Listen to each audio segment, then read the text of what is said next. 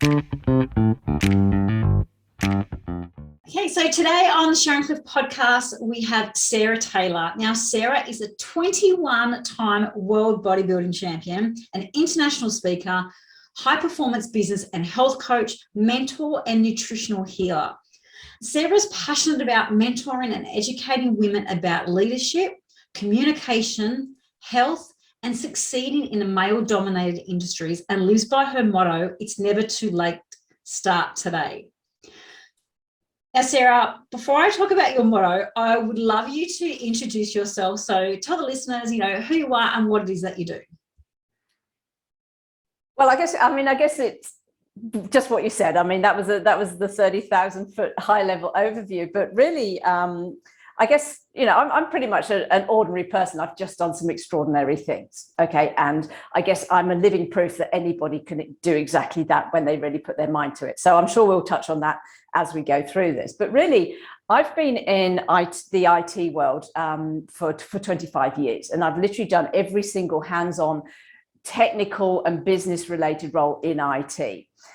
So I guess through that, I've sort of risen up the ranks, and I've done all these different roles in different companies in all sizes, shapes. I'm from England, I'm in Australia now. So, I really have been around and seen an awful lot of everything. And I guess my rise to the real top of the corporate world has coincided completely with when I got into the bodybuilding world. And that is a kind of a story in its own right. When I was 40, I became newly single. I was out of a 10-year relationship, and I was really completely lost and directionless. Okay. 40's a bit of a crunch time, and I just found myself completely lost and directionless. And I guess out of a 10-year relationship, I really didn't know who I was. I really didn't have a sense of self-identity. And one of the goals that I'd actually already set myself previously to do by the time I was 40 was to climb the highest mountain in South America, because I love high altitude trekking. But I went along to a gym and had an assessment, and although I played I've always been active and sporty my whole life, and I'd been playing tennis 4 times a week. I cycled everywhere. This gym assessment came back that I was actually obese. Oh. And that was so mortifying. In my head, I was the fit chick. And then all of a sudden, I'm 40, I'm single, and now I'm obese. And it really just crushed what, shred of self-confidence I had left. It's like, well, I'm never going to find love again. Who's going to love me? Who am I? And it's like, well, what the hell? Life wasn't supposed to be like this. So it really was a very low point in my life. But I'm never one to, I sort of kind of realized that crying about it wasn't going to help the situation. So I decided to do something about it. And I've reset my goal to, instead of climbing the highest mountain in South America, I was like, well, let's go and climb the highest mountain in Africa. Why not? And I gave myself 9 months to get fit. So I set out on an absolute tear, and I was brutal on myself. I have to, looking back on it, I'm brutal on myself. And, when I got into the bodybuilding, it was easy compared to the pain I put myself through to climb Mount Kilimanjaro. But in the process, I lost 25 kilos. So by the time I climbed the mountain, I was in the best shape of my life at 41. Subsequent to that, I then lapsed into depression, not having this big goal to aim for. I was directionless and aimless, and I lapsed into depression. So once again, I was like, well, the only thing that's been working in my life is my fitness. So I really doubled down on this, and I hired a personal trainer, and completely by accident, within sort of 4 months, I'd got into even better shape than when I climbed Mount Kilimanjaro, to the point where for my 42nd birthday, I rewarded myself with a photo shoot. I was like, it was just something that's so outside my comfort zone. It's just not even on the same planet sort of thing like this. Why on earth would I do a photo shoot? But it's like, it was basically a reward for not giving up. And at that photo shoot, the photographer said to me, "Are you doing the show?" I don't know what? What are you talking about? What are you talking about? She said, "The bodybuilding show, it's in 2 weeks." I said, I still have no clue what you're talking about, because it just was not a thing. So I went along to the show and just freaked out at all these ginormous, huge, muscly women covered in fake fake hair, fake nails, fake boobs, fake tan, sparkly stripper heels, sparkly bikinis. It was just such a bizarre experience that I freaked out and broke out in little red dots all over my body. And then the next day at training, my trainer was like, "Ugh, don't come near me. What disease have you got?" And I was like, "Well, I went to the bodybuilding show, and well, could I do that, do you think?" And he was absolutely delighted, because apparently, unbeknownst to me, he'd seen the potential in me and had wanted me to do that, but he just didn't know how to broach the subject. Anyway, so I said, great, we've got 10 weeks to the state titles. So we had 10 weeks of crazy blur of all sorts of new stuff that I had to do. And I won the state title at my first show. Wow. Which was awesome. And then, then I fell in love with this. But then 3 weeks after my third show, which was only sort of in the space of, I had 3 shows in the space of 4 weeks. And then literally 4 weeks later, I was under the knife with the first of my shoulder recos, because my body had literally just fallen apart and the bodybuilding had really sort of tipped it over the edge. So I had to have both shoulders reconstructed. Then I narrowly avoided hip surgery as well, because literally, like I tore both hamstrings. I had crumbling hip. It was just a disaster. I got to the point where the doctor said, "Don't even get out of bed," because well, if you're going to do else to break, if you're going to do it, you might as well do it all. That's right. So again, that was a super low point, and this is where my trainer was actually very instrumental. He basically sat me down, or I sat him down and said, "Hey, I've got to quit all forms of activity because my body's just broken. Otherwise, it's double hip surgery." And he said, "Look, Sarah, you've got the size, you've got the shape and the symmetry. You sure as hell have got the mental toughness. If we can get your body right, I will make you world champion." Now, this guy's 28. Nobody in their right mind would tell a broken down 43-year-old that they're going to make the world champion in bodybuilding, which is one of the toughest sports in the world. But it set something off, and I said, right, let's just do it. And we did. I had a whole year of rehab, literally rebuilding my body from the ground up. So I had to learn how to stand, how to place my feet, how to literally place the weight on every single one of the joints of my toes. I had to rebuild from the ground up. And then 2 years later, I went overseas to Los Angeles and won 11 world titles in a row in the space of 3 weeks. And then I've carried on to win 21 titles. And in the process of that, and this is what's weird, I guess the discipline that's been required to go so far in the bodybuilding world, I had to put sort of structures and processes in place to allow me to be disciplined whilst working a full-time job, because I've always worked a full-time job, and then I started adding coaching on the top of that. So I really had to develop these structures that allowed me to become, I call it superhuman. It's like I found the bonus level of just performance and productivity. And as a result of that, that's how I also, that's when I really started rising in the corporate world as well, right up to the point of the executive level. So, sport and life really do mirror each other. And I attribute to where I am now to the bodybuilding. Yeah, for sure. So that certainly explains, it's never too late to start today, because, as you said, absolutely. Literally, 40, you decided to take up a career in bodybuilding, and then even at, as you said, 43, where you thought you were broken and that you'd have to give up something that you loved, that you kept going. So I love that. I love that motto that you've got there. Yeah. So. And I guess I hit 50, and it was like, well, kind of now what? And I've been in Melbourne the whole time I've been in Australia, but it just sort of, I don't know, something happened. It just kind of came to an end for me. And it's like, okay, what's next? So during Melbourne's lockdown in COVID, so what would that have been? 2020, the long lockdown. Yeah. I moved up to Queensland. So I literally got rid of everything again, upended my whole life at sort of 50 and moved to Queensland. So I'm now in Queensland. Oh, and I've started all over again. Yeah, I'm in Queensland too. Awesome. And it was because I moved to Queensland that I got invited to be the C.O.O. of Conscious Education Company.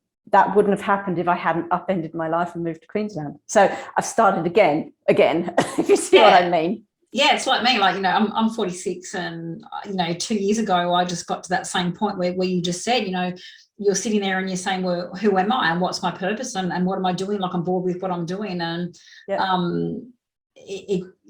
my story completely changed as well. And I've been in Queensland 12 years. And so, you know, when I was 30, what I've been then, 33, had to, you know, totally reinvent myself as well, because the life that I had there, my husband and kids, we moved to Queensland, and I had to, you know, totally shift again what I had to do and what my purpose was. So it certainly is something that, you know, as women, we're very resilient, and we are good at saying, well, okay, well, what am I doing now? And whilst you might not know what the answer is, we actually have the, you know, the tools and intuition to be able to go and find what we need. So what absolutely. And sort of leading on from that, you know, we obviously, you've just, you know, shared your story, which is absolutely amazing and so inspiring, and you talk about, you know, how you've moved into that sort of coaching space, and I noticed that you talk about teaching, and I don't really work with men and women, but whether it's just women, but you talk about teaching them to be unstoppable.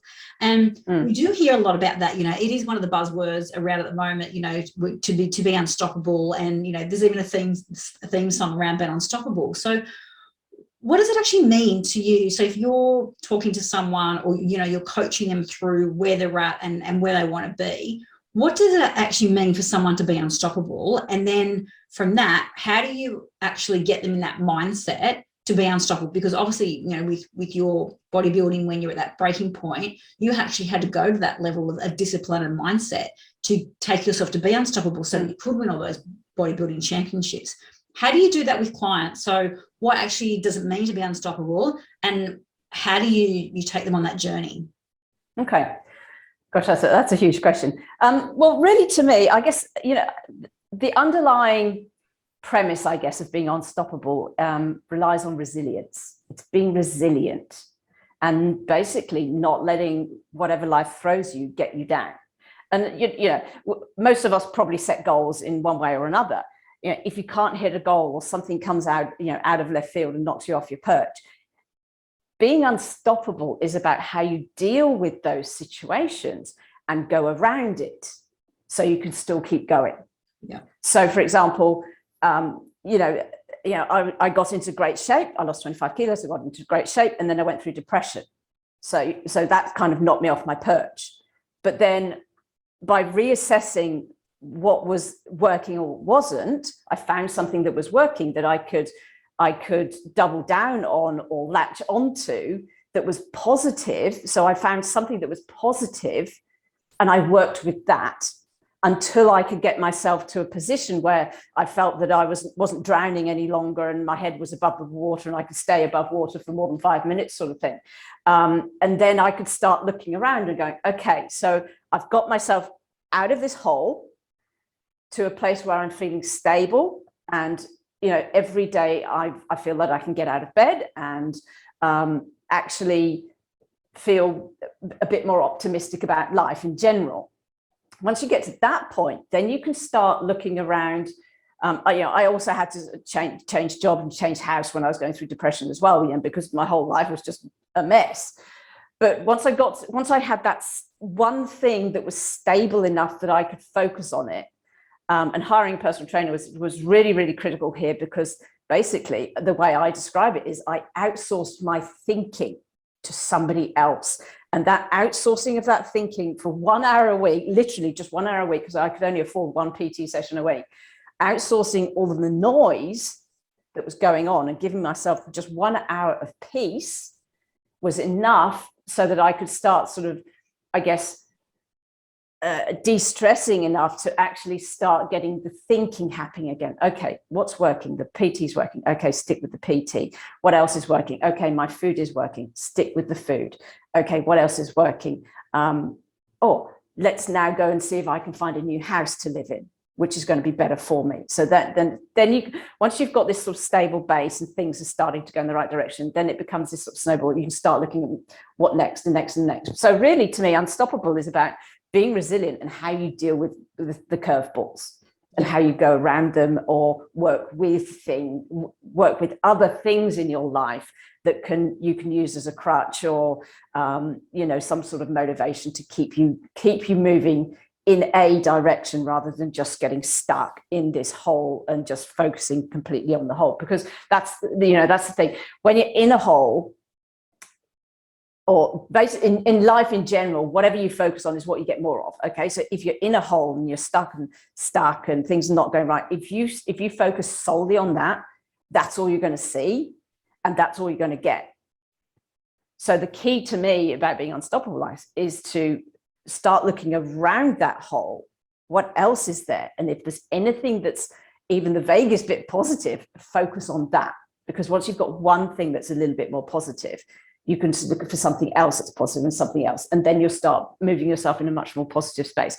And look, you can do really simple things yourself. It's like, okay, I might be in a hole, things might be being a complete disaster, but there are things that you can do. It's like, okay, I live in Australia, for example. Australia's the lucky country. I might not be in my ideal house or even a great house, but I have a roof over my head. There's billions of people in the world who don't even have a roof over their head. It's like, okay, I eat 3 meals a day. There's, again, billions of people who never have, don't have 3 meals a day. Therefore, I am richer or in a much better situation than billions of people.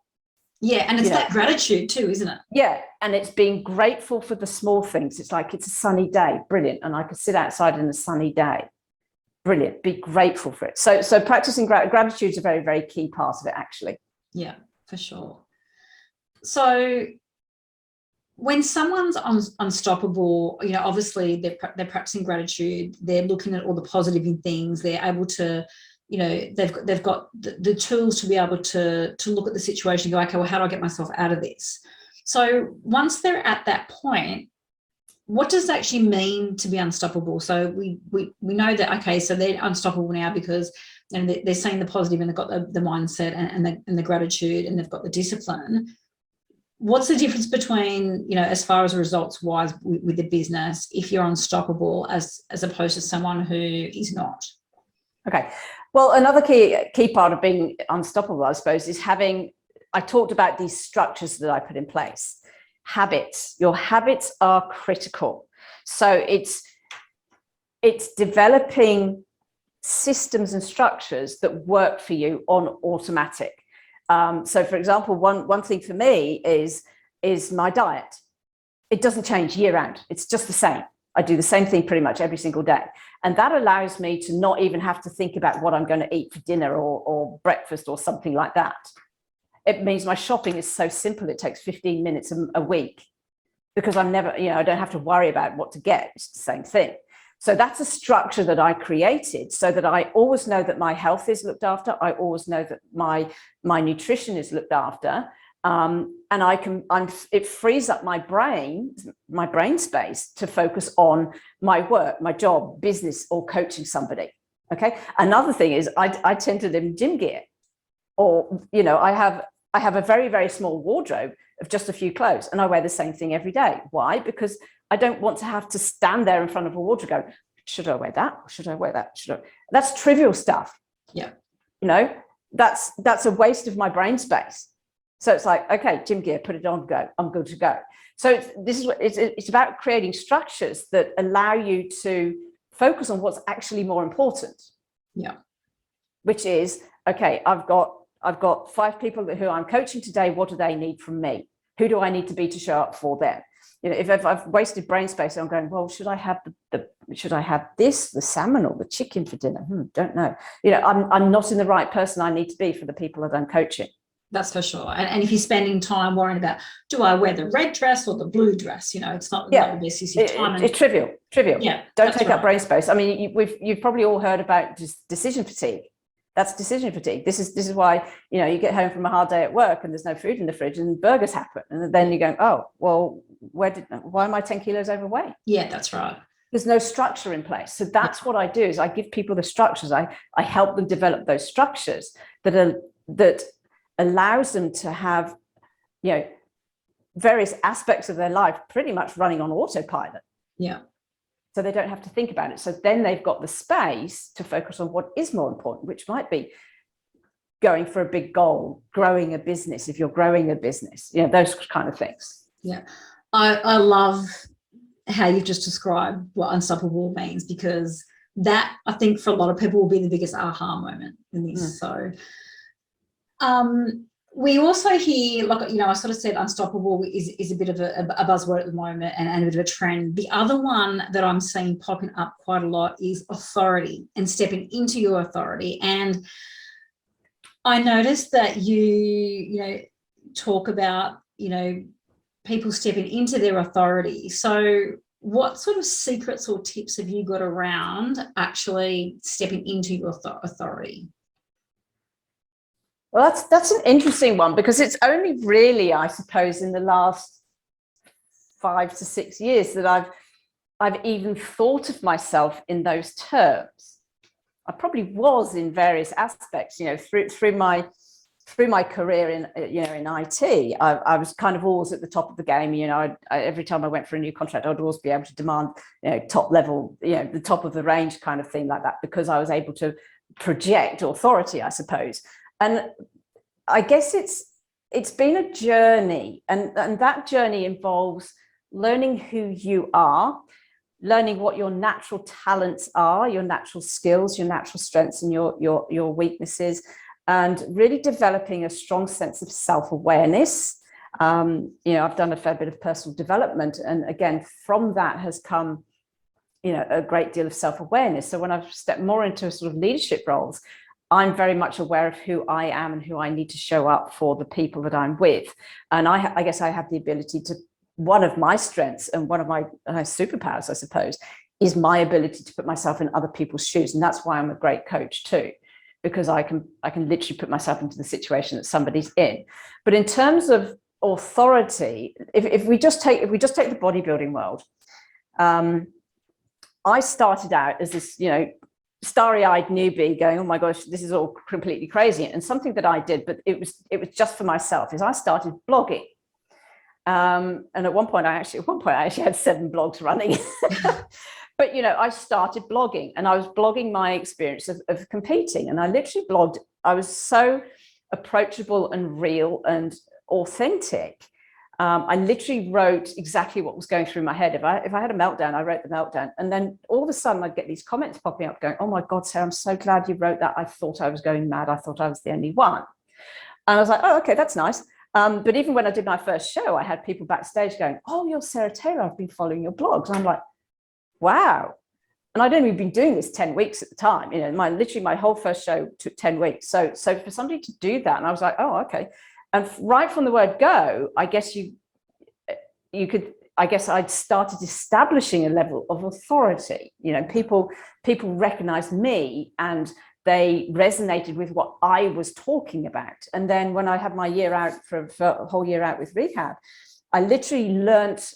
Actually, a friend of mine gave me a very good piece of advice. They said, if you're in a sport and you can't do your sport, but you want to remain connected to your sport, become a student of your sport. And that's what I did. I literally went to every show, took photographs, helped people out backstage, volunteered with the events, got to the point where I had people asking me to be their photographer specifically at their show. And just being around and soaking it up and learning about it, then blogging about it, is probably what established my level of authority. Because because I was writing things in such a relatable way. So I think people who are authority figures, they have to be authentic. They need to be relatable as well. And then I guess in the corporate world, again, I've always just been me.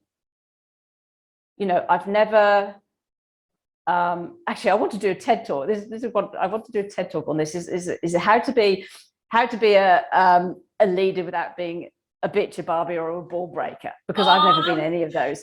That would be amazing. I would love to do that, because I've always been me. Yes, I've always been, I've worked into leadership positions, and I've done it by being authentic.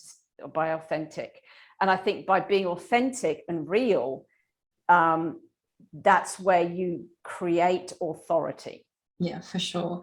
And and just that, believing in yourself and sharing your story, which you said, you were just sharing your story through blogs, and you created that authority that you didn't intentionally set out to. You just wanted to share your story. So, and I think that's the thing. Sometimes we think, oh, what's authority? And we put so much pressure on, we stepping into our authority. But, as you just as you just shared, you were just being yourself, you were telling your story, and people related to that, and they loved your authenticity, and they were able to feel that connected to you because they realized that they weren't alone in what they were experiencing or what they were going through, that other people were too. And I think because, as you said, you just told your story from your point of view and actually what was happening to you. And I think sometimes when we think about authority, we don't think about it like that. So it's a great way that you just explained that about, how you built your authority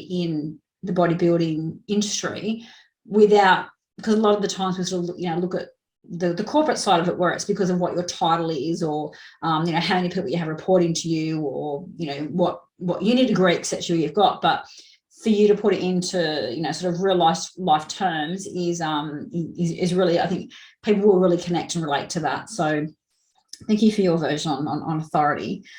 Another point I wanted to touch on when I was researching you as a speaker was you talk about transforming a business from the inside. And for me, as an intuitive coach, I like to work with the individual and go deep within the individual and transform them from the inside out, and then work with the business. And that's why I loved when I saw that you said you like to transform the business from the inside as well. So can you just sort of explain what you mean by that? Because I don't see that around, and it really intrigued me when I saw that, transforming the business from the inside, because I've not really seen that crop up before. So can you delve into what that means? Yeah, look, as I've sort of said before, I've worked in all sorts of many companies, from sort of 2 people all the way up to sort of global corporations and stuff. And what's very clear is that the state of a company is usually a direct reflection of the state of the leadership. And leaders, leaders really define a company. And if your leaders are not particularly self-aware, or they're sort of ego-driven, or they don't have a great deal of understanding of themselves, then that will translate to their teams and propagate throughout the company. So what when I went into CXI, it became very, very, the company was a mess, let's be honest. I actually draw the org chart, and I literally just did a scribble like that, because there was so many different people telling so many other different people what to do and when to do it, and nobody knew what was going on. And then once I took over, the structure changed completely. There was basically the CEO, me, and then structure. So I changed the org chart to scribble, which was the CEO, because the CEO was very, I guess, unself-aware and very chaotic. Okay. Then you had me as the COO, who's super disciplined and structured, and then everything subsequently beneath me became super disciplined and structured too. And that's how I was able to get a 450% performance improvement. So that particular company, which was a startup, became a direct reflection, absolutely direct reflection of the leadership. So the bits that were working was the bit that I was in charge of, because I brought that discipline and structure and the self-awareness. I still get texts from the people that my former team, asking for sort of references and stuff like that, because they're not saying come back. Yeah, well, I mean, there was one, my database lady, she was ever so sweet. She was always like, Sarah, we love you, we don't want to work for anybody else, because the other thing that I did is I actually listened to them, and they'd never had anybody who came in a leadership position who had actually not only talked to them as I guess experienced, knowledgeable people, technical people, but I actually listened to what they had to say, and they'd never experienced this before. So that's another thing that, good leaders, they actively listen to their teams. Yeah. And that's another thing that I say that I do is that I lead from the bottom up. So I lead through my team. The model is called servant leadership, actually. So I'm a servant leader. So in other words, I lead through my team, and by empowering them to become who they need to be, I will get the results that I want to see. Yeah. So I set the direction and then basically just remove the blockages from the road to let my team be the super people that they are. So that's what I mean by transforming it from the inside out. I work from the bottom up with the people and empower the people to be as good as they can be. And then that will sort of kind of propagate up. But I also, work with, I suppose, leaders to coach them how to become more self-aware and how to become better leaders as well. Yeah, and that's the key, because it's okay to be a leader, but to actually be a true leader, you do need to have that self-awareness. You do need to empower your team. You do need to have structures in. You need to have the structures in, but you also need to step back and let them do what they're best at, because that's when you bring out the best in that team. Yeah. So anytime that you want to transform a business, you need to start with the leadership. Yeah, for sure.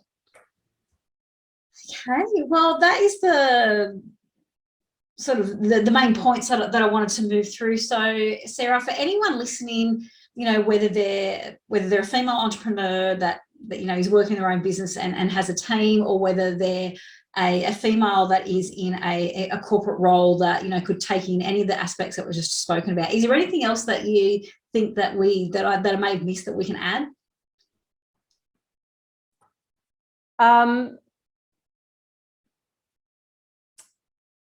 Not really, I don't think, actually. I mean, there's probably a million things, but I guess the key thing that has always served me throughout my career, I've always been, because I've been in IT, always been in male-dominated industry. I've always I'm either the only female or one of very, very few females in a team. And the way I've got to where I've got to is because, like I say, I've touched on it, is by being authentic, being myself, but not becoming a stereotype. I've never been a female who's sort of sat in the kitchen and gossiped and stuff like that. I get in, I do my work, and I'm just effective. So it's about being effective. And being effective doesn't necessarily mean that you have to work sort of 12-hour days all the time. It's about becoming very efficient with your time. So, usually in a job, I've sort of, most of my corporate jobs for 20 odd years, I've sort of turned up at 9:30 and left on the dot at 5. But there's never been a single complaint, because I've always got my work done, because I'm effective with my time. So I cut out the distractions. I don't do sort of social media. I don't sit on my phone. I don't stand at the water cooler gossiping and stuff. If I'm in a break room talking to people, I'll talk to them when I'm on my lunch. That's fine. But otherwise, I keep myself focused. So those are really, I think, the things that have helped me. Yeah. They're a good trait. And that's all that can be learned. Yeah. And just to finish off, what is the best piece of advice that you've ever been given? Well, I'm actually going to go back. In the bodybuilding world, I had two very good pieces of advice.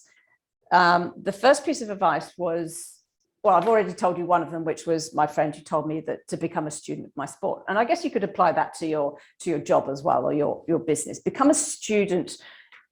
If you want to know something really well, or if you want to grow something, you've got to really know it. And businesses are very organic. They have a heartbeat. They have they have a sort of life cycle and stuff. So learn the heartbeat of your company. The other very good piece of advice was, if you've got a coach, in fact, get a coach. Right there, get a coach. But choose one voice that you're going to listen to, and only listen to that voice. So particularly when I'm on competition preparation, in my novice year, all of a sudden people would come out of the woodwork and tell me exactly what I needed to do with my diet, my exercise and stuff like that. And it became very, very confusing.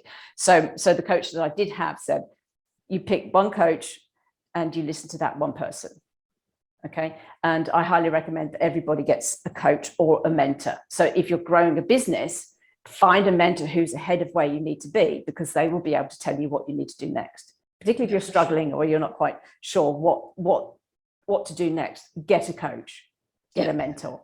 Absolutely, totally agree with you there. And you know, I'm a business coach. I have a business coach. So you know, and again, right. It's just picking someone that is, you know, that's walked the path that you want to walk, or that is, you know, slightly ahead of you, or it can complement areas where that could be, you know, your weakness, or where it's not a strong point for you, so they can help you grow and develop as well. So all right. Well, thank you so much for your time on the Sharon Cliffe Podcast today. I will drop the links to your website, etc., so that if people want to connect with you and find out more about what you do, they can do that. So thank you so much for being on today. You're welcome. Thank you very much for your time. Really appreciate it. That was fun. Just gonna